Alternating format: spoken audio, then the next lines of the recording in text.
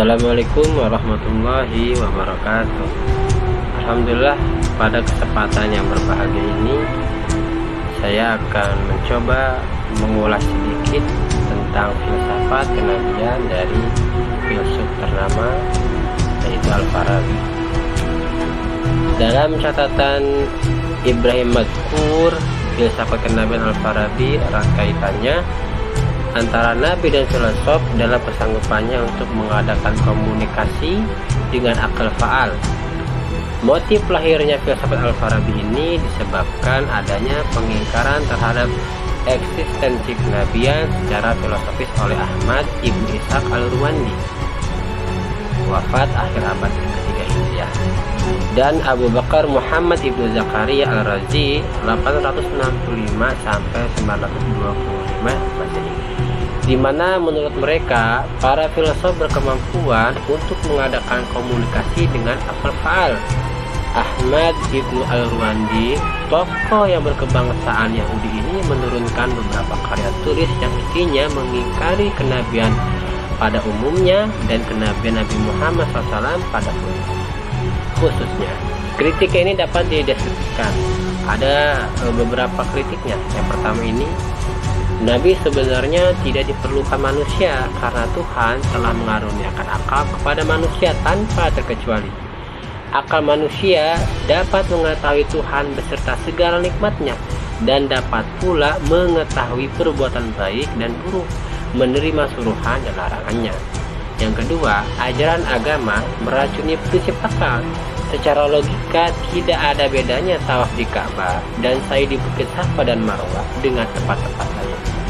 Yang ketiga, mukjizat hanya semacam cerita khayal belaka yang hanya menyesatkan manusia.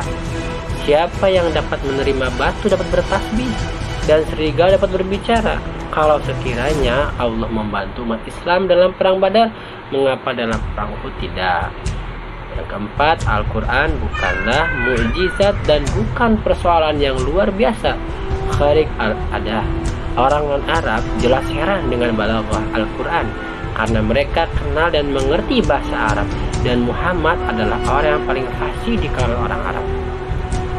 Justru karena hal-hal yang tadi dijelaskan, daripada membaca kitab suci, lebih berguna membaca buku filsafat Epicurus, Plato, Aristoteles, dan buku astronomi, logika, serta obat-obatan. Tentu pandangan Ibnu Al-Ruwandi yang tadi dijelaskan tidak dapat dibenarkan, khususnya dari sisi akidah Islam. Dari sisi pemikiran arahnya sangat liberal dan destruktif, dan ini sangat berbeda dengan pandangan Al-Farabi tentang kenabian an-nubuwah yang menjadi dasar dari filsafat kenabiannya. Pandangannya itu dapat dijelaskan dan dapat dijelaskan dalam penjabaran berikut ini. Menurut Al-Farabi, manusia dapat berhubungan dengan akal faal melalui dua cara, yakni penalaran atau renungan pemikiran dan imajinasi atau intuisi ilham. Cara pertama hanya dapat dilakukan oleh pribadi-pribadi pilihan yang dapat menembus alam materi untuk dapat mencapai cahaya ketuhanan. Sedangkan cara kedua hanya dapat dilakukan oleh nabi. Perbedaan antara kedua cara tersebut hanya pada tingkatannya dan tidak mengenai esensinya. Tentu saja jika yang dipahami sebagai akal faal itu adalah Jibril, maka yang dapat berhubungan secara langsung hanyalah para nabi. Manusia sekelas filosof pun tidak akan dapat mencapai derajat ini. Konon lagi, jika menggunakan logika sederhana bahwa nabi adalah filosof dan filosof bukan nabi, maka dari sisi tingkatannya pun antara nabi dan filosof sangat berbeda, yakni filosof berada di bawah nabi.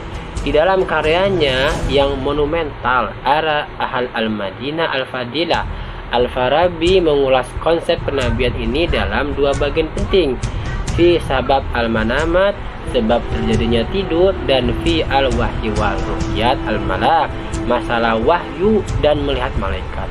Kedua poros ulasannya ini dikaitkan oleh Al-Farabi dengan teori kenabiannya, Nazariyat al-Nubuwah. Penjelasannya, ketika imajinasi yang dianggap sebagai kutub ruh berpisah ketika tidur, lalu masuk kepada simpanan-simpanan nalar dan berbagai gambar, maka ia saling mendekat lalu menyusun gambar-gambar baru dan menyatu dengan tidur dan keadaan psikologis yang siap untuk merespon dan dipengaruhi. Sehingga orang yang sedang tidur mengalami mimpi berenang kalau campurannya itu basah lembab, dan ia dapat mengalami mimpi perang jika dalam kondisi psikologi yang berkecamuk. Dalam hal ini Al-Farabi menyatakan hubungan dengan akal faal meskipun jarang terjadi khususnya orang-orang besar, tetapi hal itu dapat mudah terjadi melalui dua jalan. Yang pertama melalui jalur akal maupun imajinasi, atau yang kedua melalui jalan kontemplasi al-ta'amul dan ilham inspirasi. Dengan cara pandangan yang kritis al-nazar dan kontemplasi, seorang manusia dapat sampai pada derajat akal 10. Sementara melalui studi dan penelitian jiwanya mampu sampai kepada akal mustafad yang dapat menerima cahaya ilahi takbul al-anwar al-ilahiyah. Ketika dapat menerima cahaya ilahi inilah jiwa telah sampai kepada derajat kenabian, yaitu derajat paling sempurna yang dicapai oleh kekuatan imajinasi, dan kesempurnaan derajat ini dapat ditempuh oleh manusia melalui kekuatan imajinasi al-quwa al-mutakakhiriyah. Tentu saja yang dapat mencapai imajinasi yang tinggi seperti dia penjelasan yang baru saya jelaskan adalah para nabi, para nabi Allah, bukan orang biasa, karena ini berkaitan dengan kekuatan lahir dan batin. Sebagai sosok yang menerima titah dan pesan ilahi risalah yang mengantarkan menjadi seorang nabi atau seorang rasul. Oleh karena itu, nabi yang menerima kenabian melalui wahyu, kata Ibnu Khaldun wafat 808 Hijriah dalam Al-Muqaddimah, memiliki persyaratan. Memiliki syarat-syarat tertentu. Yang pertama itu, ketika menerima wahyu kesadarannya hilang sehingga orang melihatnya setengah pingsan, padahal tidak.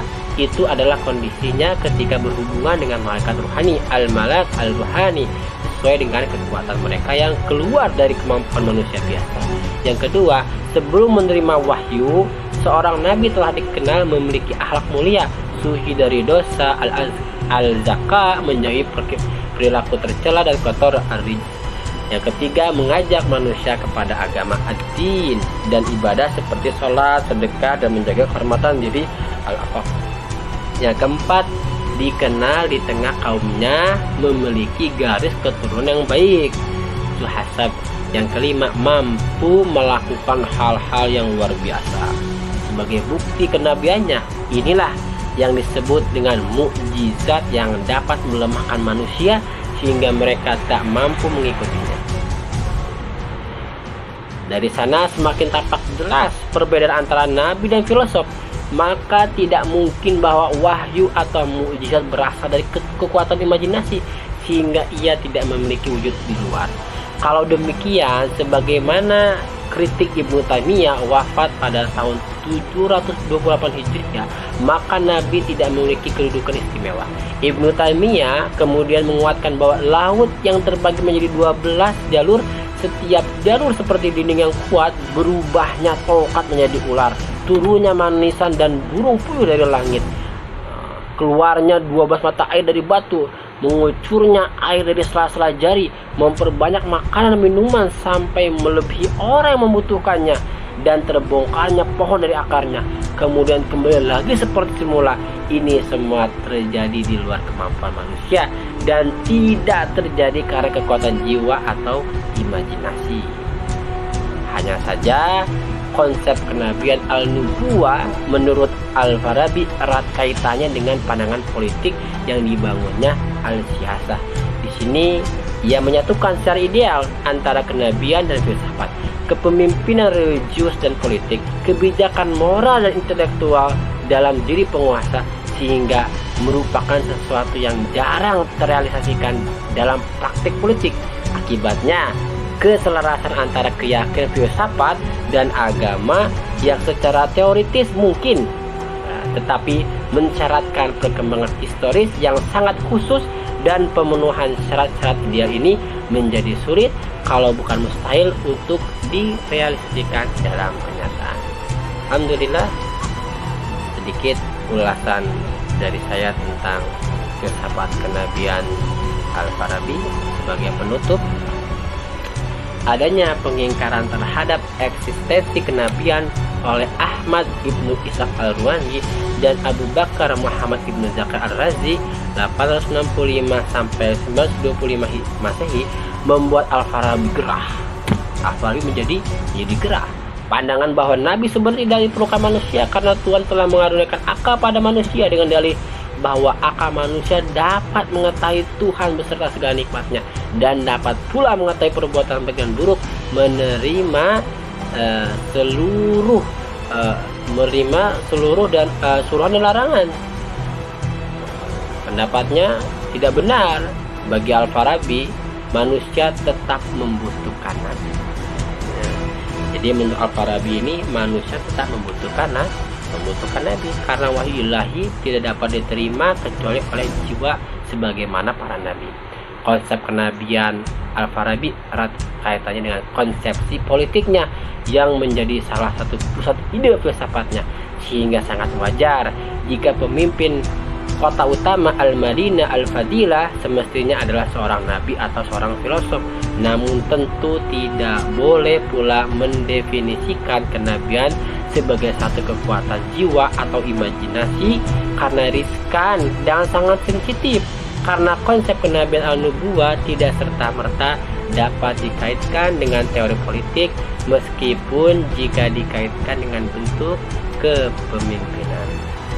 Alhamdulillah, cukup sekian dari penjelasan saya tentang filsafat kenabian dari tokoh filsuf Al-Farabi. Mudah-mudahan bisa dipahami. Assalamualaikum warahmatullahi wabarakatuh.